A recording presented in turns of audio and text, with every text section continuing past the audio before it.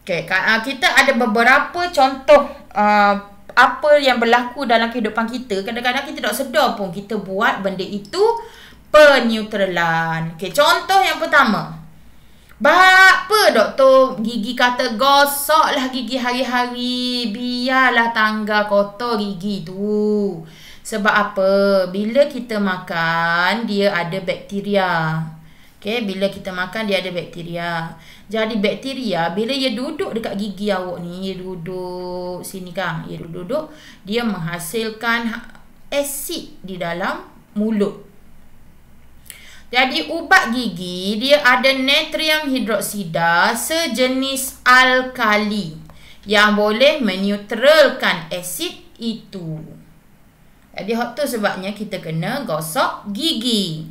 Kalau biarkan asid tu terus dalam mulut lama-lama jadi plak, lepas tu dia jadi menghakiskan gigi. Tu gigi ada setengah dia jadi jarang, dia jadi patah. Patah tu kadang sebab salah kan accident, tapi dia jadi jarang. Itu banyak sebab asid itu dia mengakis gigi. Okay, yang kedua, pembersih muka. Semua orang bersih muka kan? Okay, pembersih muka dia bersifat sedikit alkali. Sebab dia nak tanggalkan minyak, kotoran daripada muka kita. Jadi, bila dia sedikit alkali, bila lepas kita cuci muka, kita akan rasa kulit muka menjadi kering. Jadi, itu sebabnya disarankan kita guna penyegar. Ni, toner. Toner, pelembab atau penyegar lah, bukan pelembab penyegar. Dia memang buat dia sedikit berasid lah. Untuk digunakan untuk menetralkan kulit muka kita, kembalikan balik pH yang normal muka kita. Okay, yang ketiga, dalam pertanian. Ni dalam pertanian, tanah. Kadang-kadang ada sesetengah pokok, bila petani tu dia tanam, dia ambil semua zat dan dia tinggalkan tanah itu dalam keadaan yang berasid. Jadi bila kita biar je tanah itu berasid, lepas tu kita tanam pula pokok lain, pokok-pokok itu dia tidak boleh hidup dalam tanah berasid, menyebabkan dia mati. Jadi tanah yang berasid boleh dineutralkan dengan petani itu dia tabur kapur mati ataupun amonium sulfat. Dia tabur habis, nampak ni kan warna putih-putih ni. Ni kapur mati lah tu. Okay, jadi dia untuk meneutralkan tanah. Jadi barulah tanah itu jadi neutral, jadi bolehlah pokok-pokok tu tumbuh. Okay, next. Semua orang guna pelembut kain. Pelembut ni awak suka guna sebab dia wangi je, betul tak? Okay, tetapi sebenarnya dia ada fungsi yang lebih baik. Sebab sabun basuh, kan saya kat bawah tadi kan, segala jenis sabun dia sifatnya alkali. Jadi pelembut fabrik ataupun softener kita guna untuk neutralkan pH fabrik. Jadi tu sebabnya kain tu kadang dia jadi keras sebab terlalu kuat dia punya alkali dia, jadi kerah. Dia bagus tanggalkan kotor tapi dia jadi kerah. Lepas tu sebabnya kita bubuh softener untuk neutralkan balik. Jadi kain tu lembut balik. Okay, seterusnya ni glamour ni, sengatan tebuan. Kalau dia tebuang ni kalau awak kenal aku, tebuan ni dia panjang sikit badan dia. Okay, dia kalau tebuan ni sengatan dia bersifat alkali. Jadi bila kena sengat tebuang, derah-derah ambil cuka ataupun lemon ataupun apa saja benda yang berasid yang awak ada di rumah awak tu, sapu kepada kulit untuk neutralkan. Jadi sini ni beralkali. Alkali, jadi kita sapu untuk hilangkan dia punya alkali dia. Ataupun sebab alkali ni takutnya dia yang ini yang boleh menyebabkan bekak apa semua tu. Okay, jadi buat gitu untuk rawatan tebuan.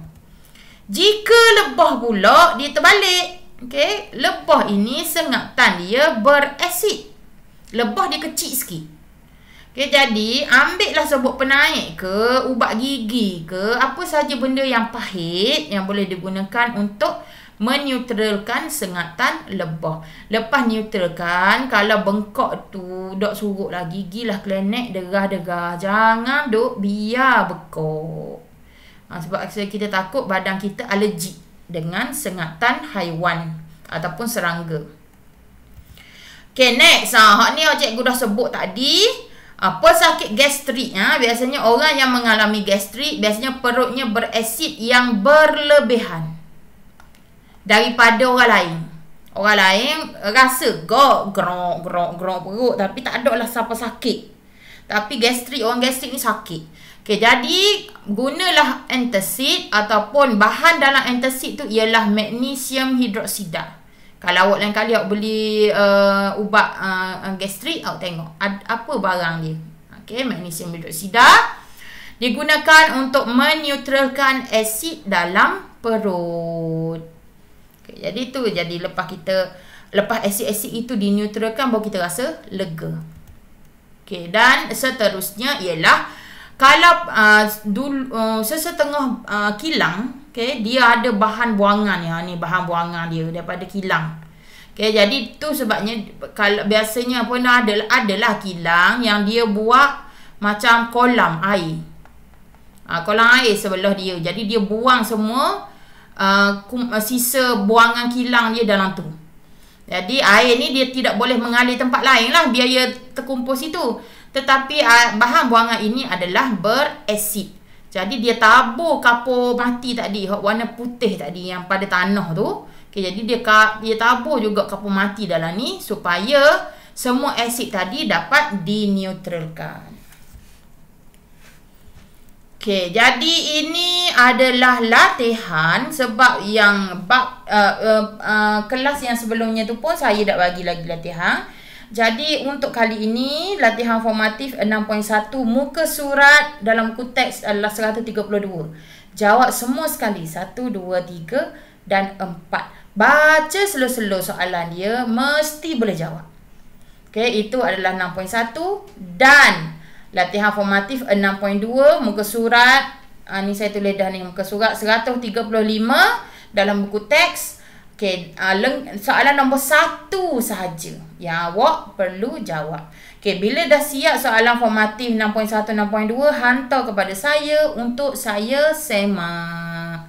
Okay, jadi tamat bab 6 kita.